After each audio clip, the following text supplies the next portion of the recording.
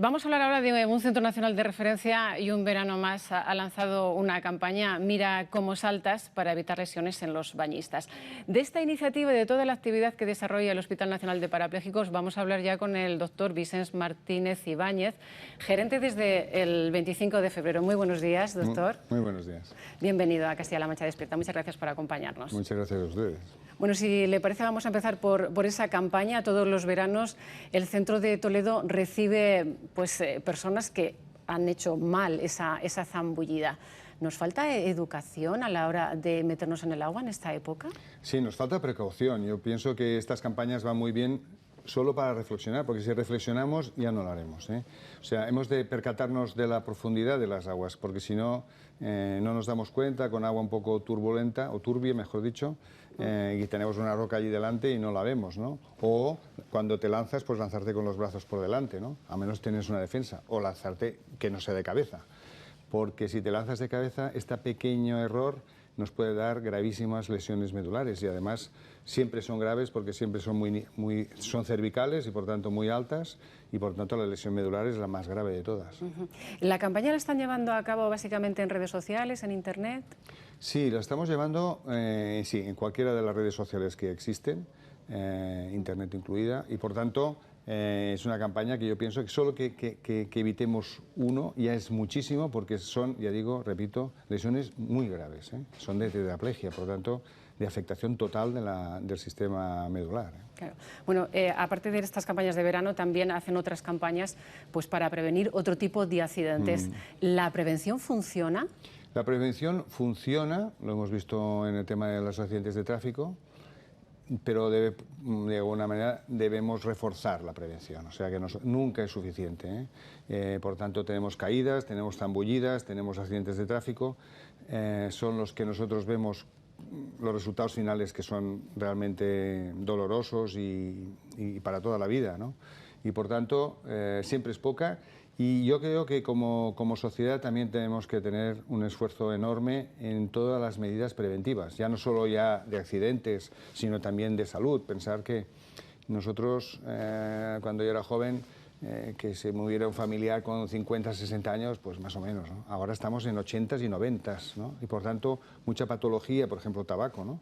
Que con 40 y 50 o 60 años, pues aún, mira, no pasa nada, pero con 70, 80 y 90 años el tabaco ya tiene un gran impacto en la morbilidad de las personas, ¿no? Por tanto, cuanto más alejados estemos, cuanto mejor vaya el sistema y más edad tengamos, más saldrán estas patologías que si hacemos buenos hábitos de salud no los tendremos. ¿Ha variado el perfil de paciente con lesión medular en estos últimos años? Sí, ha variado mucho, ¿eh? Lo que pasa es que en el día a día a veces no se da cuenta uno, ¿no? Pero, por ejemplo, un dato es que teníamos al inicio del Hospital Nacional, ¿no? Hacia los 80, el 50% de pacientes que teníamos tenían menos de 50 años. Hoy el 50% tiene más de 50 años. Ha variado muchísimo. Los accidentes de tráfico son, digamos, el ejemplo emblemático de este tema, ¿no? Por tanto, nosotros también hemos de cambiar. No es lo mismo cuidar una persona de 30 años que cuidar una persona de 70, ¿no? Y la morbilidad que implica también una persona de 70, ¿no? Y por tanto, cambian los pacientes y nosotros debemos cambiar sus cuidados, ¿no? Claro. Bueno, llegó, como decíamos, a finales de febrero. Ya se empezaba a hablar del coronavirus, pero no veíamos lo que se nos venía encima. ¿Cómo han sido estos meses ahí en el Hospital Nacional de Parapléjicos? Pues ha sido una doble sensación, una sensación de, primero, un privilegio por parte mía de estar allí, una buena acogida, muy buena acogida por parte de los profesionales. Yo creo que tienen muchísimas ganas de ir mejorando día a día. La percepción mía es de una exquisita cuidado que tienen los profesionales con los pacientes que tenemos en la institución. Y por otro lado, digamos el COVID, que nos ha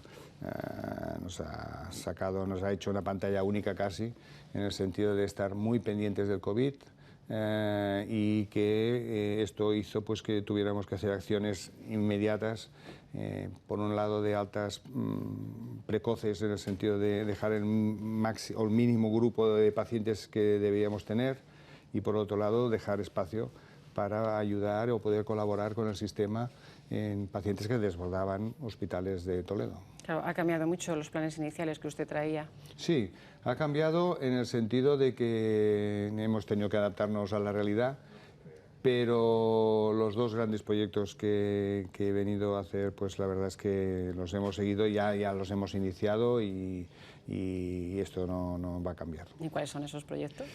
Bueno, yo pienso que por un lado tenemos un Hospital Nacional de Parapléjicos con unos profesionales excelentes, y esto ellos lo saben, pero ser el número uno también a veces, al no tener competencia, puedes estarte un poquito relajado, ¿no? Y yo creo que esto ellos lo ven, lo saben, y ahora estamos en este momento otra vez entusiasmados en mejorar nuestra propia organización, escuchando más a los pacientes, lo que ellos perciben, lo que ellos sienten, lo que ellos dicen. Y esto nos ha, digamos, ilusionado y nos está ilusionando a todos a hacer mejor las cosas. Y por otro lado, la parte de investigación, que es muy potente, y a veces se pasa un poco, no aquí en Castilla-La Mancha, pero en general se estaba difuminando un poquito, y en cambio la potencia cada vez es mayor de investigación básica, ¿no? Y en ese sentido, sobre todo, evidentemente, en neurociencias, ¿no? Y en este sentido yo creo que mejorar nuestra propia organización, trabajar más remando juntos, potenciándonos más, seremos más potentes, trabajando igual, porque están trabajando muy bien, y además tendremos posibilidades de juntarnos con otros talentos que hay en Castilla-La Mancha y en conjunto hacer, yo creo que una buena acopio de investigación. Yo creo que la investigación tiene que estar en todas las instituciones sanitarias, porque esto nos ayuda a ser mejores profesionales. ¿Usted jugó como profesional en el Club de Balonmano de Barcelona? Sí, del Club de Fútbol Barcelona. Sí. ¿Se puede trasladar ese espíritu deportivo a la gestión sanitaria? ¿O ese bagaje que usted tiene como deportista? Sí, no. La ilusión de ganar en todas las competiciones, esto, no sé, esto ya se lleva congénitamente, ¿no? El hecho de los reflejos también, lo que quizás he mejorado en el sentido de que he tenido que aprender es en tener respuestas rápidas, ¿no? En balonmano tienes respuestas rápidas e inmediatas, y más siendo portero, y por tanto, en cambio aquí a veces pues tienes que aguantar, y eso lo he ido aprendiendo a base de errores y de tiempo, en el sentido de que a veces tú invitas a una acción y la acción pues sucede al cabo de un mes yendo bien, ¿no? Y por tanto en ese sentido pues hay que hacer crecer la paciencia y la inteligencia, ¿no? Si le parece, incidimos ahora en la investigación que mencionaba usted antes. ¿Cómo cree que puede evolucionar esa investigación? ¿Abriéndose a mecenas que quizá complementen la aportación pública?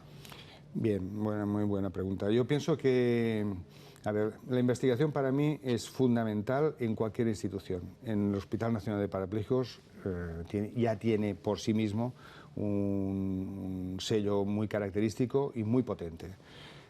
Por otro lado, tenemos los servicios públicos, como es el Hospital Nacional. Para mí somos un hub social, o sea, somos un polo de atracción social, donde nosotros debemos dar un servicio público, el sistema nos da un presupuesto, pero necesitamos evidentemente de sponsors a grandes proyectos, que esto forma parte de lo que estamos buscando. Nosotros estamos haciendo ahora un proyecto institucional, pero que a la vez afecta a la capital, a nuestra cercanía, a Toledo provincia y a Castilla-La Mancha, en el sentido de mejorar nuestro entorno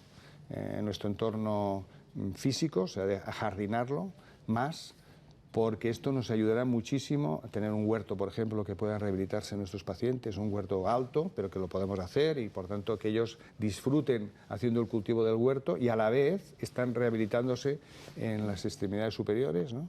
Todas estas cosas que vamos a empezar a hacer ahora y que ya la gente los profesionales lo están viendo con ilusión, pues necesitará no el aporte público, sino el aporte privado, que gente que esté orgullosa. Hemos de estar todos orgullosos de tener el Hospital Nacional de Parapléjicos en Toledo y en Castilla-La Mancha.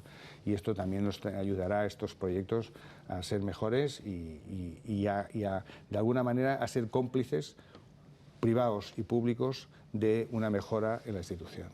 Bueno, ahora con la pandemia, el resto de personas pues nos estamos familiarizando con los plazos de la ciencia, con las investigaciones, ¿no? Lo que se tarda.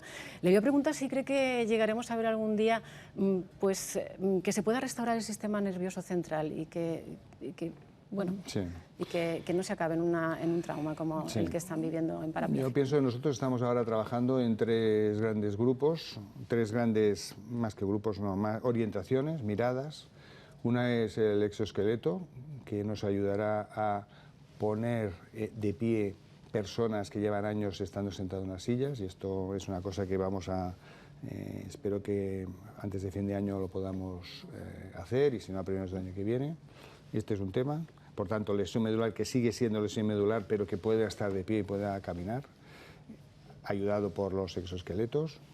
Luego tenemos el dolor neuropático, que es un tema muy importante que a veces nos olvidamos, del dolor que tienen estas personas que están con esta afectación medular y que es muy difícil de erradicar. Y el tercer y gran y más esperado investigación es cómo volvemos a, de alguna manera, conectar lo que está cortado, ¿no? Lo que está lesionado, la médula está lesionada, cómo volvemos a rehacer las sinapsis, los conductos de las neuronas, ¿no?